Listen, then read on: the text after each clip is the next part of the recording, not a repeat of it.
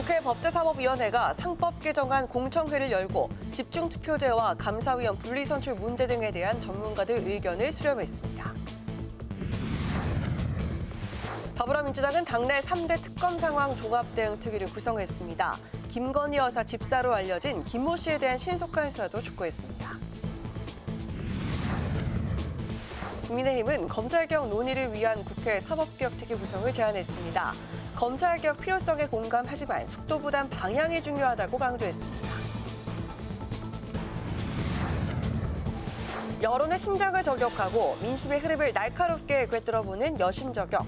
본격 시작된 여당의 당권 레이스가 어떻게 전개될지 살펴보고 국민의힘 윤희숙 혁신위가 과거 단절과 지지율 반등의 계기를 마련할 수 있을지 전망해봅니다.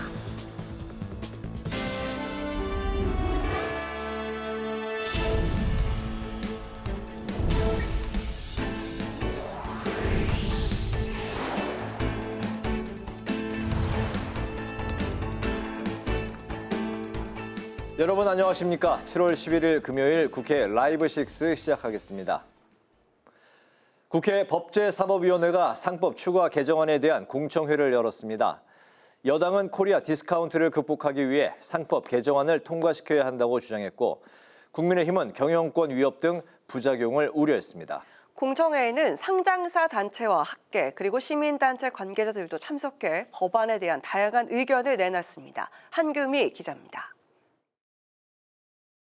국회 법사위가 개최한 상법 개정안 공청회에서 민주당은 국내 주식 저평가 현상을 해결하기 위해 기업의 투명성을 높여야 한다고 주장했습니다. 특히 감사위원 분리 선출 대상을 기존 1명에서 2명으로 늘려야 한다고 강조했습니다. 독립된 감사위원들이 더 많이 선출이 돼서 오늘 일가의 이 범죄에 가까운 경영, 이런 행위와 그리고 부실 경영, 분명히 제동을 걸어줄 필요가 있는데 김우찬 고려대 교수도 감사위원 분리 선출 대상을 늘려 75%를 넘겨야 실효성이 있다고 주장했습니다. 분리 선임되는 감사위원회 수가 전체 감사위원 수의 3분의 2 이상 아니면 전원 이런 식으로 하면은 상당히 좋은 효과가 있을 거라고 생각합니다. 국민의힘은 과도한 기업 규제가 코리아 디스카운트를 유발했다고 우려했습니다. 또 외국계 헤지펀드가 경영권을 공격하면 오히려 소액주주의 권익을 지키기 어려울 수 있다고 주장했습니다.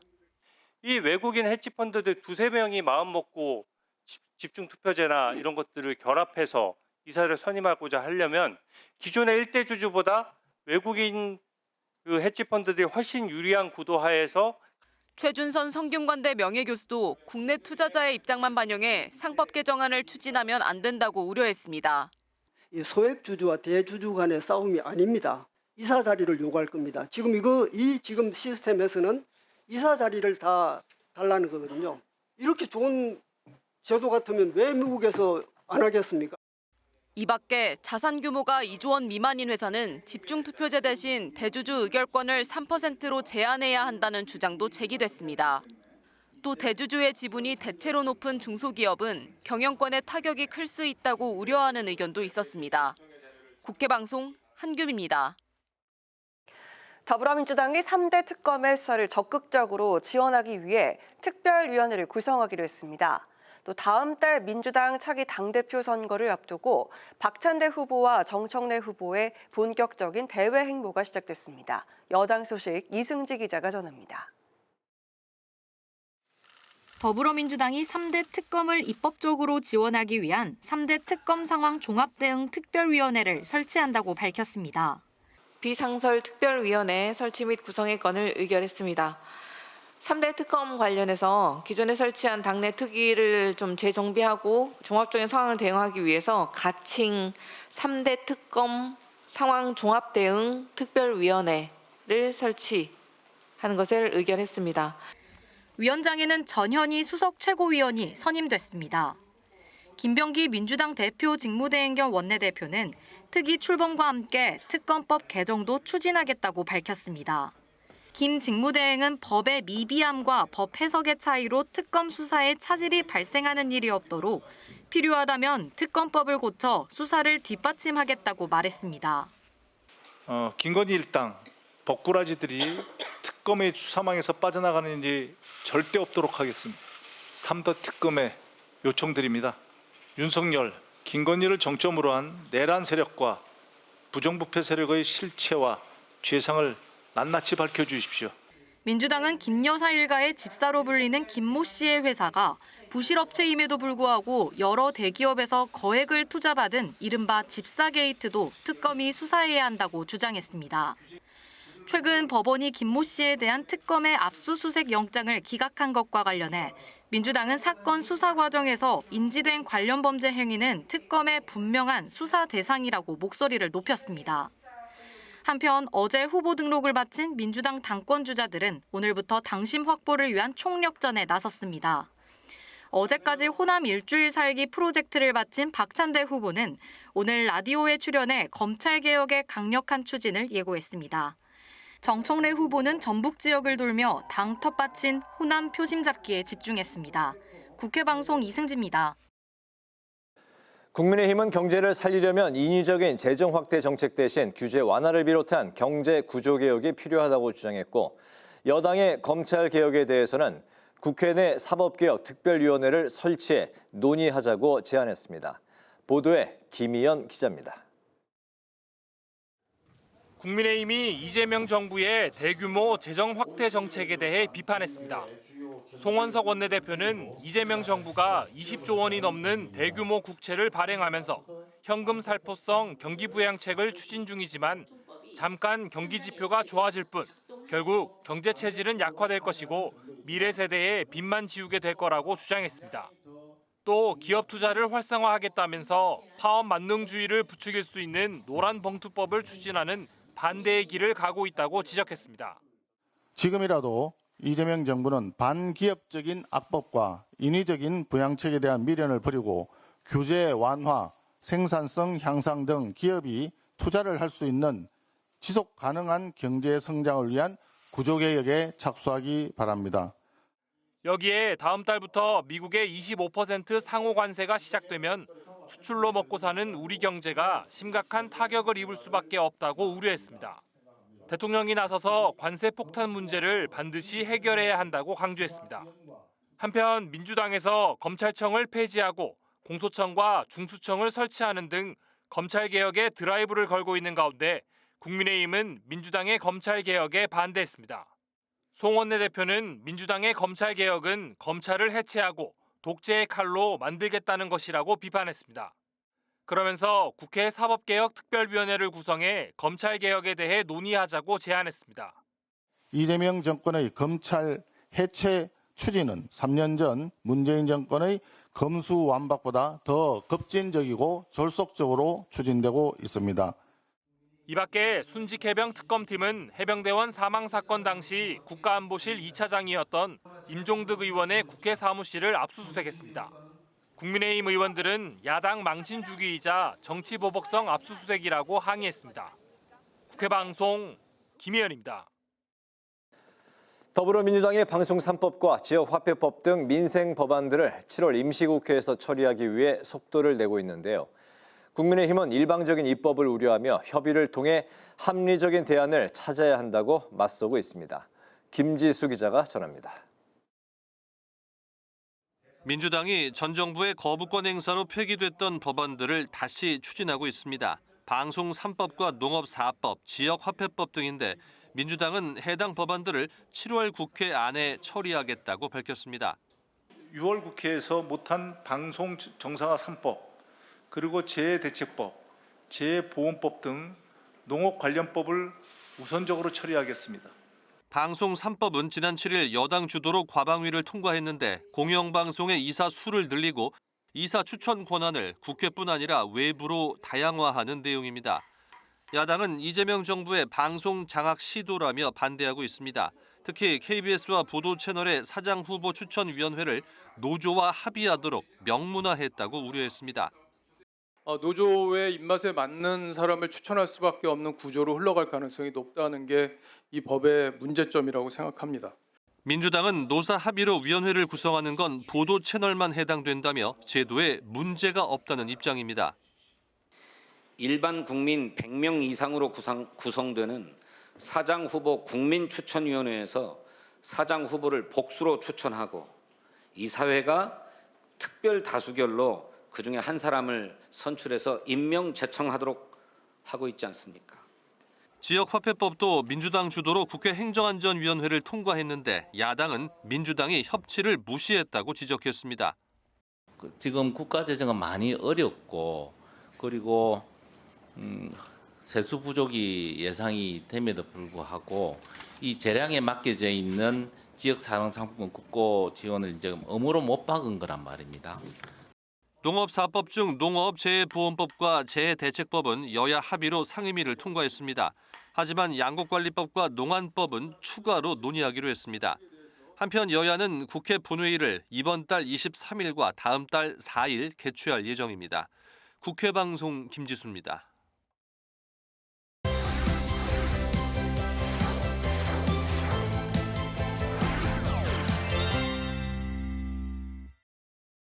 네, 한 주간의 이슈를 살펴보는 주간 이슈픽 강민지 기자와 함께합니다. 강 기자, 어서 오십시오. 안녕하세요. 네, 바로 첫 번째 키워드부터 살펴보겠습니다. 네, 열어주실까요? 네, 사필 규정, 정치 보복, 어떤 의미일까요?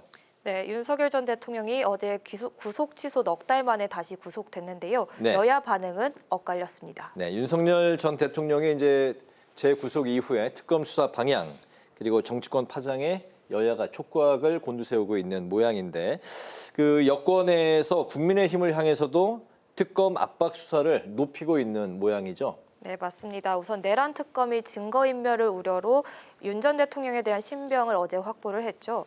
우원식 국회의장은 법 앞에 누구도 예외일 수 없다면서 계엄군을 앞세운 국회 침탈 시도는 반드시 진상이 규명돼야 한다고 강조했는데요. 네. 민주당도 이번 재구속을 계기로 내란 수계와 일당을 하루빨리 단죄해야 한다고 촉구했습니다. 관련해서 민주당 입장 직접 들어보시죠. 네. 하루빨리 내란 수계 윤석열과 그 일당들에게 법정 최고형을 내려서 대한민국 헌법과 민주주의 위험을 바로 세워야 합니다. 네, 민주당은 특히 국민의힘을 향해서 압박 수위를 높이고 있는데요. 내란범의 사면 제한과 내란범 소속 정당의 국고보조금 차단 이런 내용을 담은 내란 특별법을 발의해서 국민의힘을 직접 겨냥했습니다. 또 국민의힘 의원들의 내란 연루 의혹을 특검에서 반드시 규명해야 한다며 목소리를 높이고 있는데요. 비상계엄 해제를 표결하려던 순간에 이를 조직적으로 방해했다는 의혹에서 자유롭지 못하다면서 수사 대상이 되어야 한다고 주장하고 있는 겁니다. 네. 해당 의혹이 사실이라면 위헌정당 해산 청구도 가능하다는 입장입니다. 네. 국민의힘은 일단 고개를 숙이면서도 특검 수사에는 강하게 반발하고 있는 분위기인데 당 내부 분위기도 아주 복잡하게 돌아가고 있다고요. 네, 그렇습니다. 국민의힘은 공개 언급은 자제를 하면서 국민께 송구하다는 짧은 입장을 남겼는데요. 네. 먼저 국민의힘 입장 직접 들어보시죠. 전직 대통령이 또다시 구속 수감되는 불행한 사태에 대해서 국민 여러분께는 굉장히 송구하게 생각합니다. 매우 안타까운 일이 벌어졌습니다. 네, 당 혁신위도 곧바로 대통령 부부의 전횡과 계엄 대응 실패를 반성하는 사과문을 당원에 명시하자 이런 안을 제시를 하면서 사실상 윤 전 대통령과의 공식 절연에 나섰는데요. 하지만 특검 수사에는 야당 탄압과 정치 보복을 주장하면서 강한 반발을 이어가고 있는 중입니다. 당 지도부는 의총을 통해서 특검의 무제한 수사를 금지하는 내용 등을 담은 가칭 독재방지법과 특검 TF를 추진하는 등 여당의 공세와 특검에 맞서 방어전선 구축에 나서고 있는데요. 하지만 수사 대상이 당내 인사들로 확대되면서 내부 불안감은 더욱 커지는 분위기입니다. 이미 여러 특검이 동시에 국민의힘 인사들을 겨냥하고 있고 내란 특검이 앞서 말씀드린 대로 국회 표결방해 의혹을 정조준할 것으로 전망되면서 당 안팎에선 긴장감이 흐르고 있는 건데요. 게다가 당내에서도 특검 수사 관련자들을 당에서 내보내야 한다 이런 발언이 나오면서 분열 조짐이 보이고 있어서 상당 시간 진통이 불가피해 보입니다. 네. 두 번째 이슈픽 바로 살펴보겠습니다. 네, 2파전과 물음표, 2파전. 좀 전당대회 이야기인 것 같아요. 네, 맞습니다. 여야 모두 다음 달 예고된 전당대회를 앞두고 이 당권 주자들의 발걸음이 빨라지고 있는데요. 네. 여당은 말씀하신 대로 2파전으로 확정이 됐고요. 전당대회가. 네. 국민의힘은 다양한 후보군들이 거론되고 있습니다. 네, 전당대회 일정을 먼저 확정한 민주당이 정청래, 박찬대 의원이 선거에 본격적으로 뛰어들었죠. 네, 맞습니다. 다음 달 2일 전당대회를 앞두고 정청래, 박찬대 두 후보 모두 어제 등록을 마쳤고요. 네. 오늘부터 전국 선거운동과 다음 주부터 시작되는 TV 토론 준비에 돌입했습니다. 이번 전대는 민주당 내부 개파 지형과 이 차기 주자 구도를 가늠할 중요한 분수령이 될 전망인데요. 사실상 두 후보 모두 친명을 내세우고 있는 만큼 이번 경선의 관전 포인트는 개파보단 스타일 싸움이 될 것으로 보입니다. 정청래 의원은 강성 투쟁 이미지를, 박찬대 의원은 안정적 전략과 조직력을 앞세우고 있는데요. 당심은 정청래 의원 지지는 박 의원에게 더 무게가 실린다는 평가가 나오고 있는데요. 민주당은 19일부터 충청을 시작으로 전국 순회 경선을 거쳐 8월 2일 최종 결과를 발표할 예정입니다. 그렇군요. 국민의힘도 전당대회 채비에 들어갔는데 당내 분위기는 어떻습니까? 네, 이 당 선관위가 출범하면서 당권 주자들의 움직임도 보이고 있는데요. 네. 아직 확정은 안 됐지만 늦어도 8월 안에는 전당대회가 열릴 예정입니다. 네. 이번 전대는 구주류인 친윤계와 이 비윤, 개혁 성향의 인사들 간 세력 대결 양상으로 전개될 가능성이 높은데요. 현재 안철수, 조경태 의원과 장성민 전 대통령실 미래전략기획관, 양양자 전 의원 등이 출마 의사를 밝힌 상태고요. 김문수 전 대선 후보와 장동혁 의원, 한동훈 전 대표 등도 유력 후보군으로 거론이 되고 있습니다. 한편 투표 비율 조정과 지도체제 변경 요구 등 전대룰과 관련한 당내 목소리도 나오고 있는데요. 다음 주 처음 열리는 선대위 결과에 따라 후보군이 달라질 수 있다는 관측도 제기됩니다. 그렇군요. 마지막 세 번째 키워드 바로 살펴보겠습니다. 네, 협치 속 긴장감. 네, 여야가 민생공통공약 협의체를 구성해서 7월 내 입법을 함께 추진하기로 했는데요. 네. 여당이 쟁점 법안들의 강행을 예고하면서 협치의 전운도 감들고 있습니다. 네, 오랜만에 협치의 모습인데 어떤 공약들이 논의가 되고 있습니까? 네, 우선 지난 7일 여야 정책위의장이 첫 상견례를 가졌는데요. 이 자리에서 민생 앞에 여야가 따로 없다 이렇게 한 뜻을 내세우며 공통공약, 대선 공약들을 함께 추진하기로 했습니다. 네. 네, 구체적으로 곧바로 실무 협의에 착수를 해서 이중 견해차가 적은 법안부터 7월 임시국회에서 처리하겠다고 했는데요.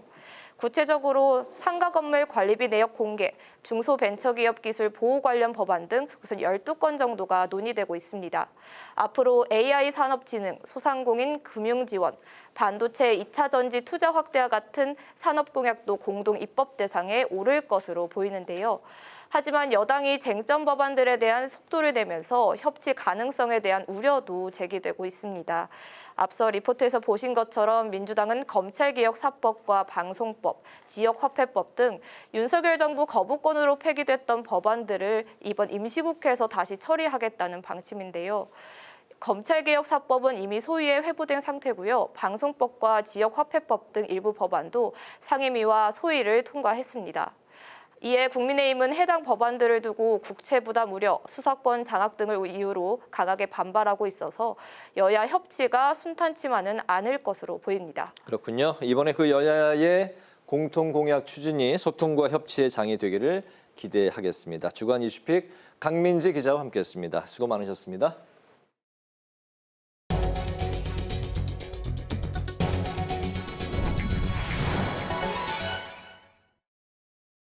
더불어민주당은 내년도 최저임금을 올해보다 2.9% 오른 시간당 1,320원으로 결정한 노사의 합의 노력에 감사의 뜻을 밝혔습니다.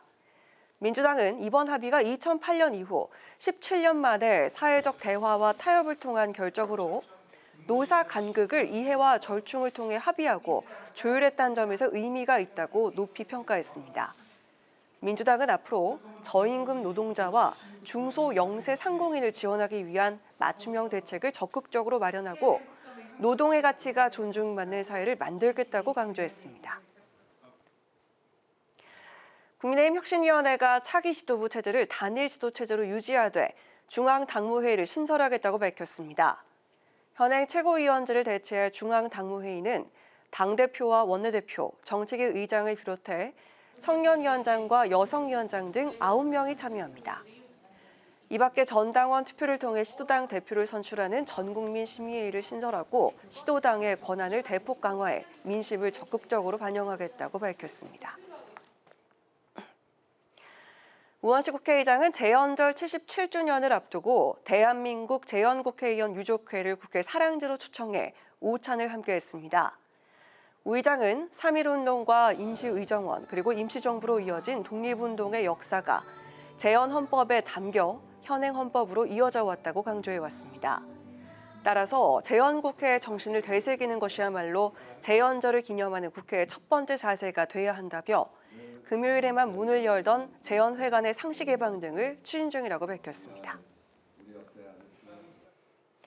우원식 국회의장이 임기 내에 국회기록원법 제정과 국회기록원 개청을 추진하겠다고 밝혔습니다.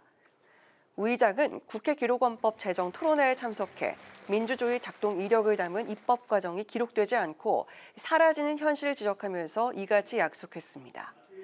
특히 법안이나 정책 이력, 의사결정 과정을 기록으로 남기는 것이 국회의 책임성을 높이고 민주주의와 정치 발전에도 중요하다고 강조했습니다.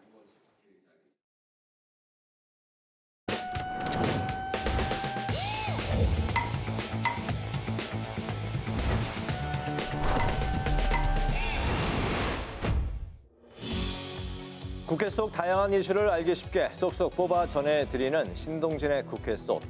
오늘 주제는 청문회 슈퍼위크입니다. 공직 후보자의 자질과 도덕성을 검증하기 위한 인사청문회 슈퍼위크가 이제 코앞으로 다가왔습니다. 후보자들 면면이 의혹투성이라며 검증에 칼날을 벼르고 있는 야당과 낭만은 없다며 엄호하겠다는 여당의 각오가 맞붙으면서 전운이 감돌고 있는 상황인데요. 어떤 의혹들이 검증 도마 위에 올랐는지 미리 살펴볼까요?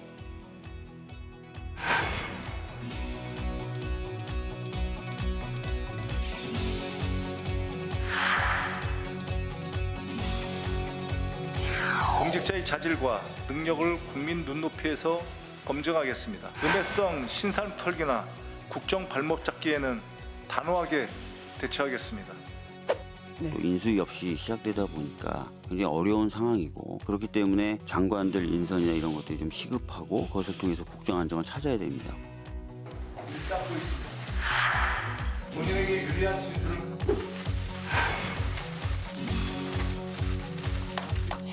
우리 국민의힘에서 7대 기준을 발표했습니다. 새로운 것이 아닙니다. 기존에 더불어민주당이 얘기한 7대 기준을 이번 정부 인선에도 동일하게 적용해 보자는 것입니다. 이재명 정부 초대 내각 후보자들 둘러싼 각종 의혹과 논란이 연일 쏟아지고 있습니다.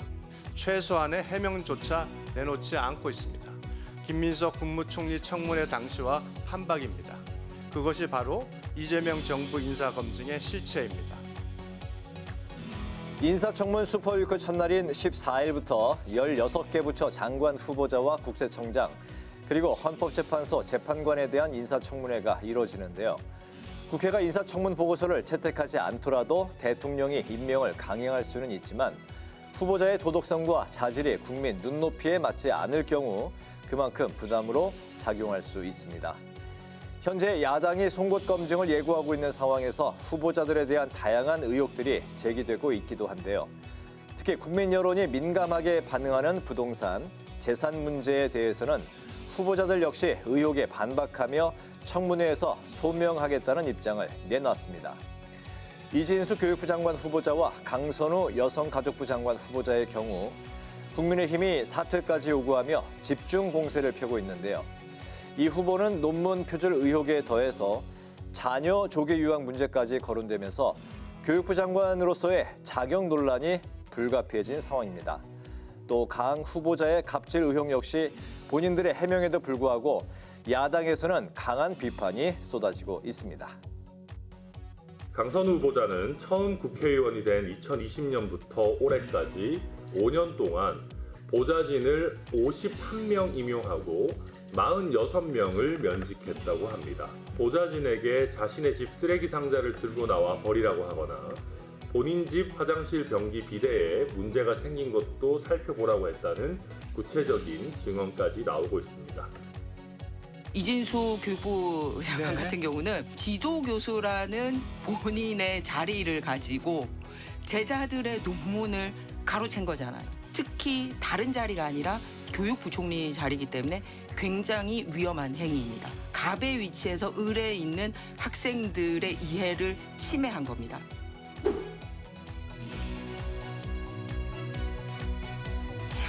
일부 계속 의혹이 제기되고 있고 해명도 되고 있지만은 조금 걱정을 끼치는 후보들도 계신 걸로 알고 있습니다. 그러나 아무튼 잘 해명이 될 걸로 저는 기대를 하고 있고, 그래도 좀 국민의힘에서 어떤 정책 역량 중심으로 좀 청문을 해주시면 좋겠다. 강선우 후보자의 경우에는 가정 내에 장애인 자녀가 있는 그런 부분에 아픈 이런 또 가정사가 있는 걸로 알고 있습니다. 그렇기 때문에 좀 참작할 만한 이런 사정이 있지 않나. 인사는 인사권자의 국정운영 방향과 의지가 반영된다는 점에서 국민에게 보여주는 메시지이기도 하죠. 인사청문회라는 치열한 검증의 장을 통해 공직자로서의 국민 신뢰를 얻을 수 있는 기회가 되기를 기대해 보겠습니다. 지금까지 신동진의 국회 속이었습니다.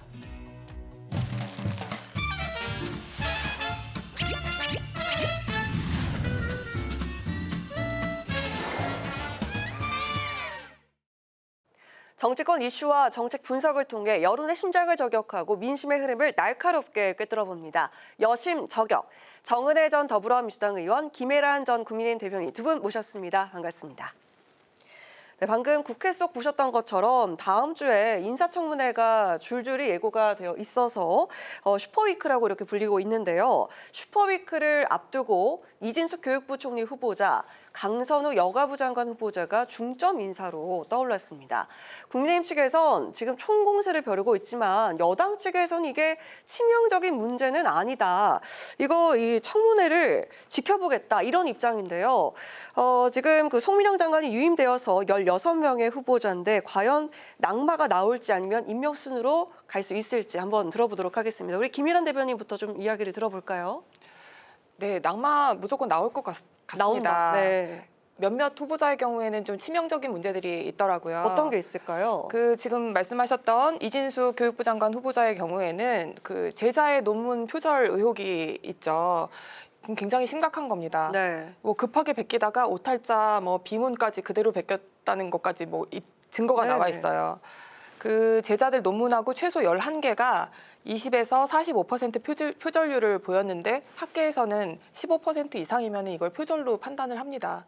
말하자면 제자들의 논문을 11개를 그냥 베껴서 본인의 연구 실적으로 포장을 한 거죠.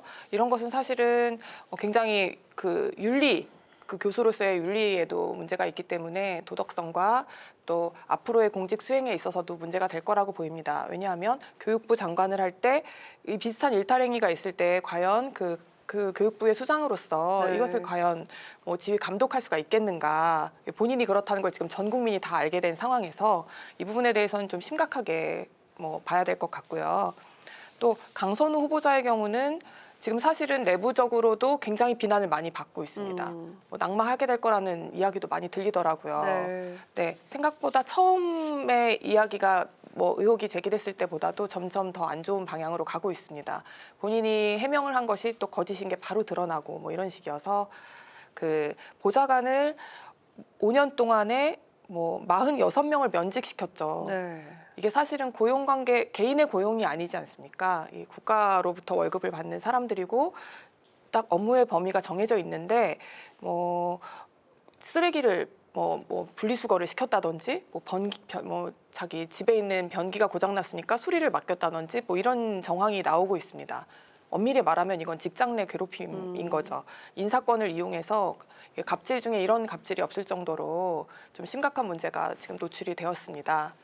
네, 이 부분도 당연히 국민 눈높이에 맞지 않기 때문에 임명을 강행할 경우 굉장히 큰 저항에 부딪히게 될 것이라고 보이고 네. 또 한 분만 더 지적해보자면 네네. 우리 정은경 그 후보자의 경우에는 문재인 정권 때 질병관리청장이었죠. 이분 모르는 사람 하나도 없었을 그렇죠. 겁니다. 네. 그 코로나 시국에 뭐 그 진두지휘하면서 열심히 하셨던 건 알지만 그때 우리가 얼마나 그 마스크 품귀 현상 때문에 얼마나 힘들었습니까? 전 국민이 그 마스크 한 장에 막 정말 몇천 원씩 뭐 줄을 서기도 하고. 네, 그 귀하기도 힘들어서 막 뭐 난리가 났었잖아요. 근데 그 관련된 업종에 투자를 했다라는 점, 이 부분 정말 또 치명적입니다. 이런 사람한테 우리나라의 국민들의 보건을 맡길 수 있겠는가? 다시 또 그런 보건의 그런 재난 상황이 뭐 닥쳤을 때, 네. 그런 응급 상황이 닥쳤을 때 과연 그 보건복지부의 수장으로서 뭐 신뢰를 얻어서 일을 할 수 있겠는가? 이것이 돈벌이의 수단으로 이 정보가 이용되지 않겠는가라는 네. 의혹이 있는 것만으로도 뭐 부적절하다고 보입니다. 네, 김일환 대변인께서 이런 쟁점들을 거론하면서 결격 사유가 될 것이다 이렇게 예측을 하셨는데 지금 이게 다 소명이 가능하다고 보시는지 한번 들어볼까요? 네, 일단 이진숙 후보자 같은 경우는 어떻게 보면 지방에서 고등교육에서 뭐 직접 이끈 리더라고 볼 수 있는데 그럼에도 불구하고 말씀하신 논문 활용, 제자의 논문 활용을 했다는 뭐 의혹이 있기 때문에 그 부분은 저는 학문적인 윤리 차원에서 조금 더 검증이 되어야 할 것이라고 생각을 합니다. 그리고 또 자녀의 조기 유학 문제들도 있고요. 근데 대한민국의 교육을 이끌어 가야 할 분이기 때문에 사실은 이거는 개인적인 문제라기보다는 어떻게 보면 그분의 교육 철학이나 방향에도 저는 분명히 영향을 미칠 수 있다고 봅니다. 그래서 이 부분은 좀 청문회에서 본인이 소명을 하고 그리고 국민적으로도 어느 정도 동의를 받고 지지를 받아야 한다고 생각을 합니다. 강선우 후보자 같은 경우도 특히 뭐 아동이나 여성 관련된 법안을 많이 발의를 하셨고 그 부분에서 노력을 하셨는데요. 말씀하신 뭐 갑질 부분이라든지 뭐 과거의 발언들 좀 일부 문제가 되는 부분이 있습니다. 하지만 중요한 것은 저는 기본적으로 그 대한민국의 청문회 제도 자체가 변화되어야 된다라는 입장인데요. 특히 미국 같은 경우는 그 청문회를 할 때 정책적인 입장이나 리더십, 윤리 기준 이런 네. 것들을 주로 평가를 하게 되고요. 특히 뭐 과거의 입법 활동이나 이해관계가 있었는지, 정책적인 일관성이 있는지 이런 것들을 기준으로 공개적으로 이렇게 증언에 참여하는 그런 방법으로 하기 때문에 어떻게 보면 정책을 묻고 자질을 평가하는 그런 청문회라고 보여집니다. 그런데 대한민국 같은 경우는 너무 개인적인 부분, 특히 가족에 관한 부분, 그리고 뭐 친척이라든지 너무나 좀 사적인 영역까지도 네. 침범하는 경우가 있어서 이것은 사실 저는 여야를 넘어서 대한민국의 청문회 제도 자체가 조금 더 변화되어야 할 부분도 있다. 그럼에도 불구하고 이재명 대통령은 능력 중심 그리고 네. 또 개혁 의지가 있는 분들을 위주로 이렇게 인사를 책정하셨기 때문에 이 부분은 사실 저는 국민의 여론도 지켜봐야 하고요. 민심이 천심이기 때문에 그 부분을 저는 따라야 할 거라고 봅니다. 네, 알겠습니다. 자, 그럼 이제 국민의힘 쪽 이야기를 좀 해볼까 하는데 안철수 전 혁신위원장의 사퇴 이후에 국민의힘이 혁신으로 가는 그 길에 좀 뭔가 제동이 걸렸다 이런 우려의 목소리가 있었는데 국민의힘 윤희숙 혁신위가 출범을 하면서 또 1호 안건을 내놨습니다. 근데 지금 평가가 좀 엇갈리는 것 같은데요. 지난 과오를 당원 당규에 명시하겠다. 자, 이게 가장 높은 수준의 과거 단절인데 하지만 이 핵심은 인적 청산이 빠져 있다라는 이런 지적이 있습니다. 과연 이 국민 눈높이에 맞고 또 지지율도 다시 회복할 수 있는 그런 혁신의 조건들이 있다면 어떤 게 있을지 저희가 좀 논의를 해보고 싶거든요. 먼저 김일환 대변인께 여쭙도록 하겠습니다. 어떻게 좀 혁신을 할 수 있을까요? 일단 아쉬운 점부터 말씀드리겠습니다. 인적 청산이 사실은 핵심인 게 맞습니다. 그런데 그렇게 되면 좋은 그리고 되어야 되는 당위성과 실제로 그게 실현 가능성이 있는지는 좀 따로 봐야 되겠죠. 그 안철수 혁신위원장 사퇴한 지 얼마 안 되지 않았습니까? 네. 그 본인이 원하는 사람으로 혁신위원 인선도 못한 채로 그 문제가 뭐 있고 또 인적 청산이 전혀 불가능하다는 것 때문에 사퇴했습니다. 이제 며칠 새 그 입장이 바뀌어서 뭐 윤희숙 혁신위원장이 그걸 하게 될 수 있을 것 같지는 않습니다. 본인도 뭐 나한테 그런 칼이 없다라고 말씀하셨죠. 인적 혁신은 아마 할 권리가 없을 거라는 걸 전제하에 그렇다면 어떤 것으로 과연 국민들의 마음을 살 수 있을까, 돌이킬 수 있을까 이런 걸 바라보면 현실적인 대안은 사실 전당대회를 기다리는 수밖에는 없을 것 같습니다. 네. 그렇지 않고 뭐 어떤 당대표의 강력한 리더십 없이는 뭐 3년이나 남아있는 총선에서 불출마 선언을 한다든지 이런 게 지금 한 달 남은 임기에 혁신위원장이 하기에는 현실적으로 불가능할 거라고 생각합니다. 그 점이 일단 사실은 아쉽고 하지만 당헌에 우리 당의 과오를 기록하겠다. 그리고 사죄한다고 했죠. 거의 첫날부터 그렇게 했는데 이게 국민들 눈높이에는 당연하다고 느껴질 수 있지만 우리 당 입장에서는 여기까지 오기에 이만큼의 시간이 걸렸습니다.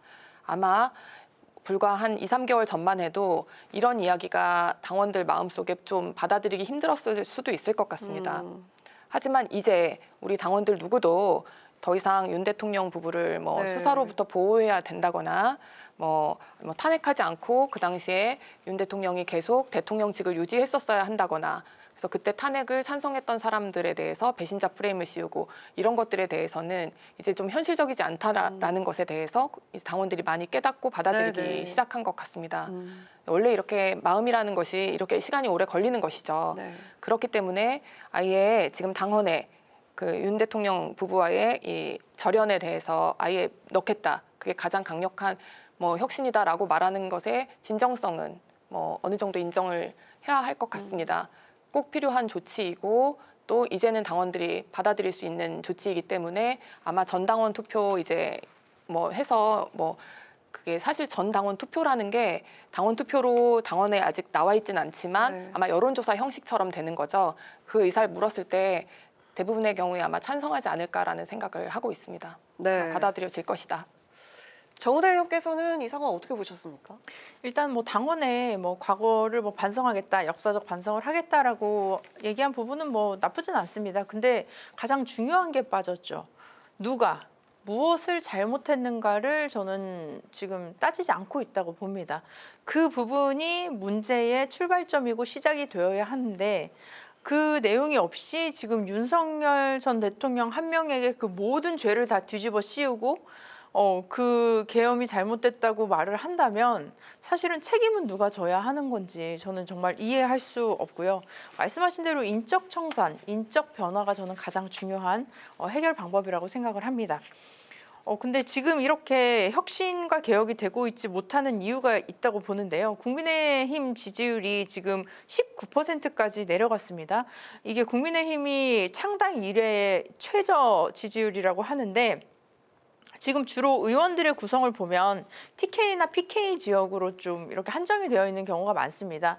이분들은 어떻게 보면 공천만 받으면 당선이 될 수 있는 지역의 의원이기 때문에 사실은 지역 주민들에게만 잘 보이면 되는 거죠. 그래서 지금 TK, PK 의원들은 지금 대다수가 지역구에 내려가 있다고 합니다. 그래서 지역구에서 지역구 활동을 하고 있는데 그렇다 보니 지금 절박함도 없고 변화를 해야 할 이유도 없다. 사실 지금 이 상황에서 변화해야 할 것은 특히 TK, PK에 있는 국민의힘 의원들 또 3선 이상 의원들은 나는 이 지역 포기하겠다. 그리고 나는 험지로 가겠다. 수도권으로 가겠다. 아니면 호남으로 가겠다. 이런 결단을 내리실 수 있는 분들이 전 나와야 된다고 봅니다. 네. 그랬을 때 국민 여러분들께서 그 진정성을 이렇게 의심하지 않으실 수 있는 건데 지지율, 당의 지지율이라는 건 단순히 숫자로 볼 수는 없습니다. 그것이 바로 국민들이 얼만큼 신뢰를 하는가라는 문제인데요. 지금은 더 이상 국민들이 국민의힘을 신뢰하지 않습니다. 민주주의는 양 날개로 난다고 하는데 저는 더불어민주당이지만 그럼에도 불구하고 국민의힘의 날개가 살아있어야 한다고 생각을 하거든요. 네. 그러기 위해서는 과감한 인적 쇄신 그리고 그 기존의 기득권을 가졌던 의원들이 어떻게 보면 자신의 기득권을 내려놓고 먼저 솔선수범을 보이는 것을 국민 앞에 보여줘야지만이 감동이 있다. 그래서 그 변화는 진정성을 가질 수 있다라고 보여집니다. 네, 그래서일까요? 지금 이 국민의힘 당권 주자들이 이슈 띄우기에 나선 것 같습니다.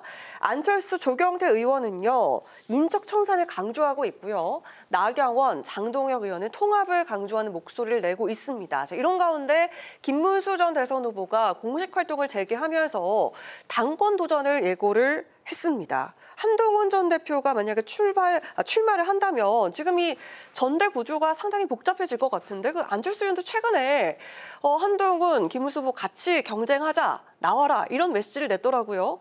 좀 어떻게 전망을 하십니까? 네, 한동훈 전 대표께서 출마를 할지 아닐지는 잘 모르겠습니다. 끝까지 아마 지금 그 여러 가지를 놓고 숙고 중인 걸로 알고 네. 있고 다만 지금 이미 그 비슷한 방향의 그 혁신을 논하는 조경태, 양향자 이 두 분 의원들은 출마를 선언하셨죠. 네. 네. 조경태, 양향자 의원, 또 안철수 의원, 또 우리 김문수 전 후보의 경우에 아마 당의 쇄신을 위한 어떤 그 안을 내놓을 것이라고 보입니다. 아마 인적 청산에 대한 이야기도 각자 어느 정도까지 필요하다라는 이야기 할 것 같아요. 이런 혁신안을 가지고 전당대회에서 겨룰 것 같습니다. 그런데 또 그에 반대로 나경원 의원이나 장동혁 의원 같은 경우, 특히 장동혁 의원 같은 경우는 오늘자 페이스북에 올린 글에 의하면 왜 우리 맨날 사과만 하냐 이렇게 사실 정확하게 말하면 사과의 의사가 없다라고 뭔가 반박했다라기보다는 지금 이 전당대회를 염두에 두고 강성 지지층에게 좀 호소하는 행보를 보인 거죠. 만일 이런 지지층의 호소만으로 전당대회에서 다시 당대표가 그런 입장으로 탄생한다면 지금 막막하다고 볼 수 있습니다. 나경원 의원도 통합을 강조하면서 좀 비슷한 지금 맞습니다. 입장이잖아요. 네. 분명히 우리 전통적인 지지층에게 호소하는 방식으로 선거운동을 하려고 할 텐데요. 네. 지금 우리 당의 상황이 너무나 절망적입니다. 어제 NBS 여론조사에 이어서 전국 지표조사에 이어서 오늘 갤럽 조사에 있어도 10%, 19%, 18%의 지지율이 나왔습니다. 2배 반에도 못 미칩니다. 지금 민주당 지지율에. 네.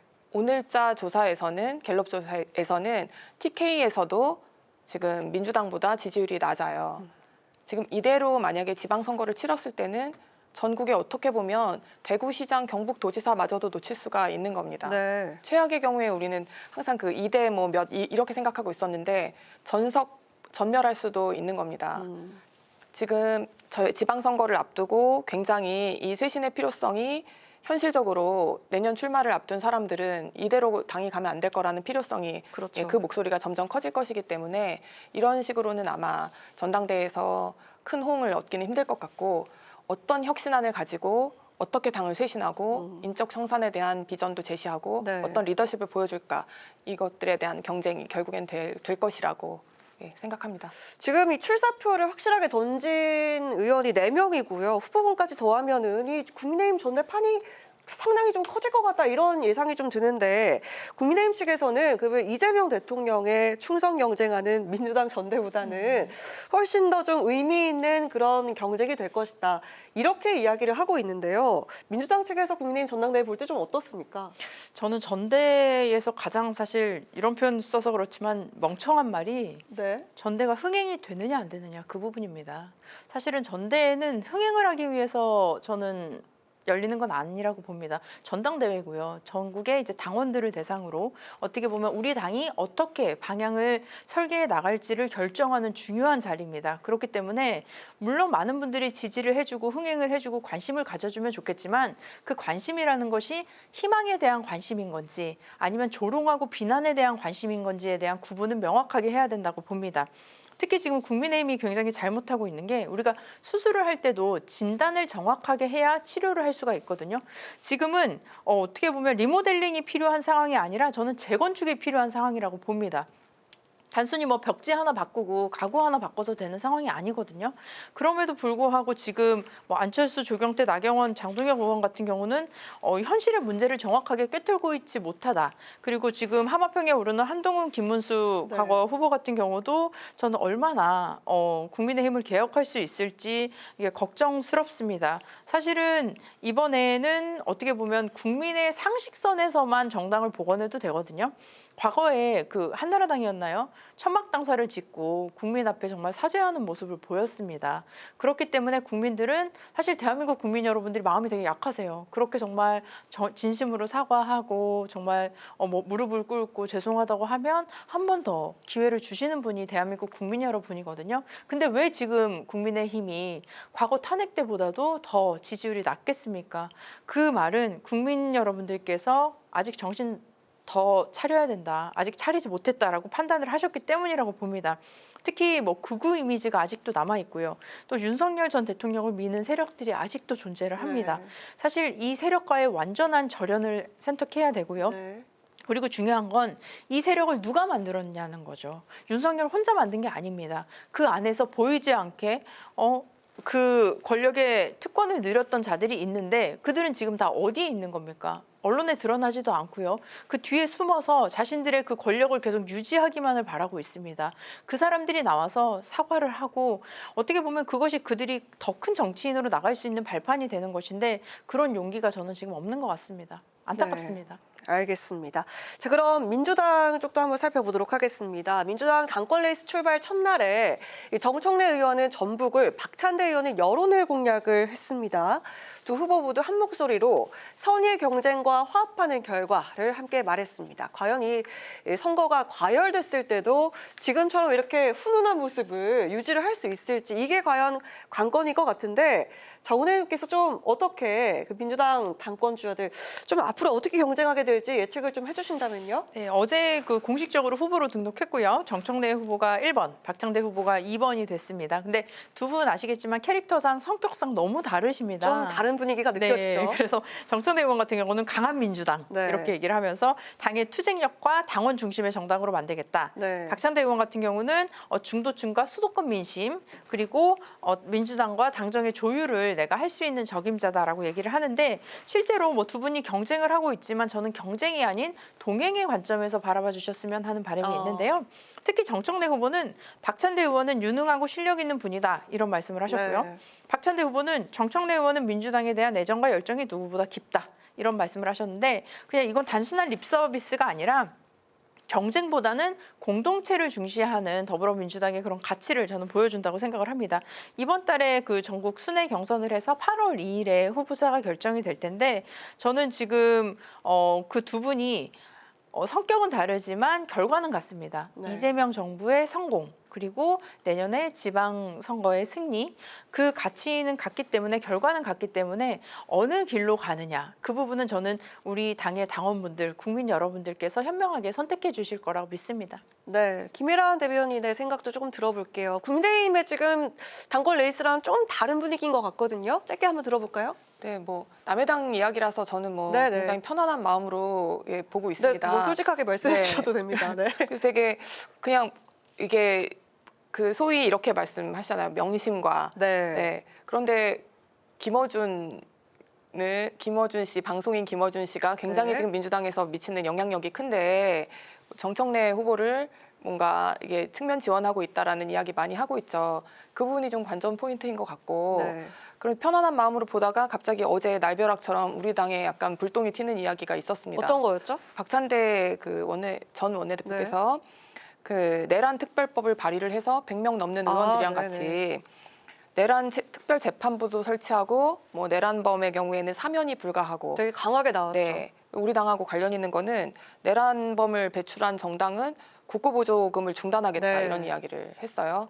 만약에 우리 당을 당연히 뭐 우리 당을 겨냥한 것으로 보이는데 그 계엄 이후에 우리 당이 수령한 국고보조금이 벌써 100억이 넘습니다. 네. 그리고 만약에 이게 끊기면 아마 당을 운영하기 힘든 사실상으로는 정당이 해산되는 것과 마찬가지의 효과일 거예요. 그런데 저는 이런 무리한 입법, 이런 좀 과격한 평상시 성격과 좀 달라 보이는데 그 뭐 워딩도 그렇고 과격한 입법은 본인이 그 당대표 선거에서 좀 불리해서 네. 나온 것이 아닌가라는 생각을 갖고 있습니다. 네. 지금 뭐 명심을 등에 업고도 좀 차이가 나니 당내 지지율이 좀 처지고 있으니까요. 네. 그렇지만 그래서 그 선거 결과가 불안하다 하더라도 지금 우리 당은 내란범을 배출한 정당이라고 하기에는 우리 대한민국을 바치고 있는 양 날개의 보수 정당 아니겠습니까? 네. 우리 당이 그 당시 당대표가 실제로 그 불법 계엄이라고 선언하고 가서 해제하는데 큰 역할을 하고 또 우리 당 의원들의 일과 같이 하지 않았으면 탄핵안 자체가 탄핵 소추안이 의결이 안 됐었을 거 아닙니까? 그 부분에 대해서 다 명백히 알고 있음에도 불구하고 이런 그 전국 타겟책으로 사실 이런 법안 무리하게 지금 제안했다고 저는 생각하고 있습니다. 두 분께서 상대당 이야기할 때 더 눈빛이 반짝이시는 것 같다는 그런 생각이 듭니다. 저희 이제 마지막 주제 하나 남아 있는데 짧게 한번 들어보고 마무리하도록 하겠습니다. 관미 관세 협상이 진행 중인 상황에서 전시작전권 환수가 이슈로 떠올랐습니다. 이거 일전에 김일환 대변인께서도 좀 이 우려 우려를 하시면서 이 얘기를 잠깐 언급하셨는데요. 한미 양국이 관세, 국방비 협상과는 별도로 이 전자권 환수 문제를 협의 중이다라고 합니다. 이를 두고 국민의힘 측에서는 협상을 하라고 했더니 안보를 결국 포기하냐 이렇게 맹공을 하고 있는데, 자, 이 시점에서 나온 전자권 문제 어떻게 봐야 할지 김일환 대변인께서 먼저 말씀해 주실까요? 짧게 한번 들어볼게요. 지금 방미를 하고 나서 9일날 귀국한 위성락 국가안보실장이 이 관세 협상을 지금 전자권 전환과 패키지 딜로 협의하자 뭐 이런 제안을 했다는 것이 지금 뭐 나오고 있습니다. 이거는 굉장히 지금 충격적인 이야기인데요. 안보를 이제 돈 문제, 그 통상 문제랑 같이 뭐 묶어서 하겠다는 발상인데 굉장히 위험합니다. 원래 여태까지는 이 안보하고 통상 문제는 일부러 정확하게 분리해서 협상을 해왔습니다. 왜냐하면 이걸 같은 선상에 올리는 순간 우리가 지금 뭐 미국과의 관계에 있어서 안보 강대국이 아니지 않습니까? 그러면 국가의 생존과 관련된 안보가 통상의 카드로 활용이 될 수 있기 때문에 우리를 굉장히 위험에 빠뜨릴 수가 있는 거예요. 절대 이 전자권 환수 문제를 그 관세 협상과 묶어서 그런 패키지 딜로 하면 안 된다는 생각이고, 또 지금 현재 그 새로운 그 이재명 정부에 그 외교 정책에 대해서 미국이 굉장히 불안감을 가지고 있지 않습니까?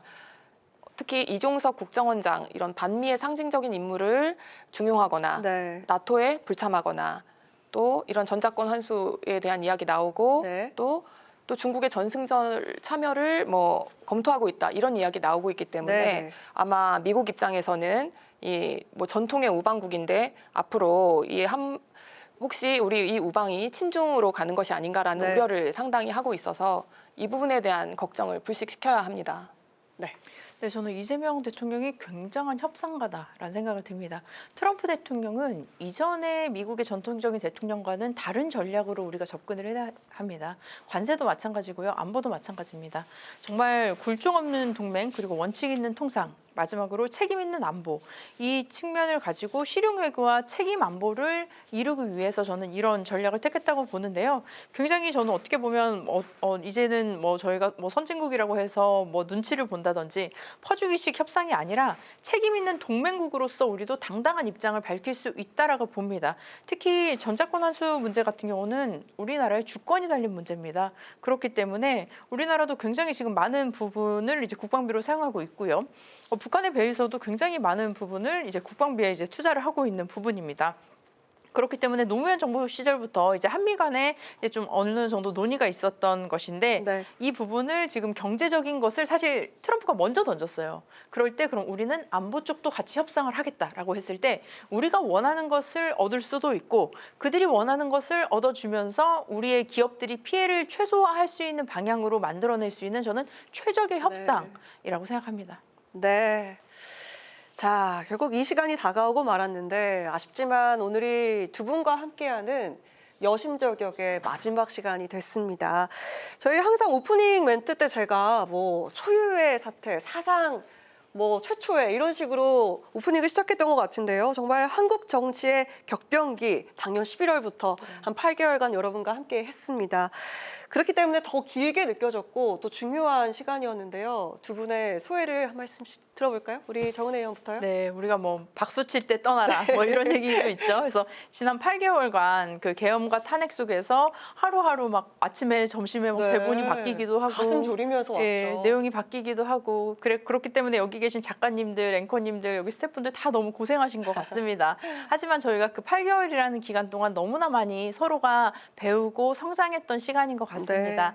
오늘의 저희가 이제 여심저격이 또 마지막 이제 시간인데요. 이 시간이 저는 오히려 더 새로운 시작을 위한 하나의 출발이 아닌가 싶습니다. 꽃이 지는 거는 다음 해에 피기 위해서 지는 거래요. 네, 그렇기 때문에 우리도 다음 해에 다시 또 꽃을 피울 수 있도록 또 좋은 기회에 또 만나뵀으면 좋겠습니다. 네, 김일환 대변인께서도 가슴앓이 많이 하셨을 텐데 어떻습니까? 이 모든 이슈를 여당일 때는 야당의 입장을 들어보고 또 야당이 된 다음에는 여당의 입장을 들어보고 이렇게 한 것이 굉장히 많이 배우고 성장할 수 있는 기회였던 것 같습니다. 네, 이런 기회에 또 나이 차이, 또 이런 정당에 대한 또 정치에 대한 입장 차이에도 불구하고 또 소중한 인연으로 이렇게 우정을 쌓을 수 있어서 정말 다행이었다고 생각하고 앞으로도 계속 뭐 이렇게 됐으면 이 인연이 이어나갔으면 좋겠습니다. 네, 좀 눈물이 맺히는 것 같은데요. 아니, 제가 마무리하기 전에 꼭 한번 우리 시청자분들께 보여드리고 싶은 게 있는데. 전 이런 거 물어보지 말라고 제가 부탁까지 했는데 이렇게. 네, 아니, 두 분께서 이렇게 마지막으로 우리 모든 국회방송 스태프들을 위해서 이렇게 우산을 준비해 주셨는데요. 보면은 저희 셋의 얼굴이 이렇게 담겨 있습니다. 또 보면 왕관도 써져 있고 별도 반짝이고 있는데 빨강과 파랑의 합이 또 보라잖아요. 참 의미 있는 여야의 화합으로 기억될 수 있길 바라면서 오늘 이 시간 마치도록 하겠습니다. 이렇게 별이 반짝이고 있는데 우리 여심적에게 스타였던 두 분을 이렇게 보내드리도록 하겠습니다. 다음 기회에 다시 만나고 앞으로도 응원하도록 하겠습니다. 고맙습니다. 자, 지금까지 정은혜 전 더불어민주당 의원, 김혜란 전 국민의힘 대변인과 함께한 여심저격 시간이었습니다. 두 분 고맙습니다. 오늘 국회 라이브 6 여기까지입니다. 시청해주신 여러분 고맙습니다. 편안한 주말 보내십시오.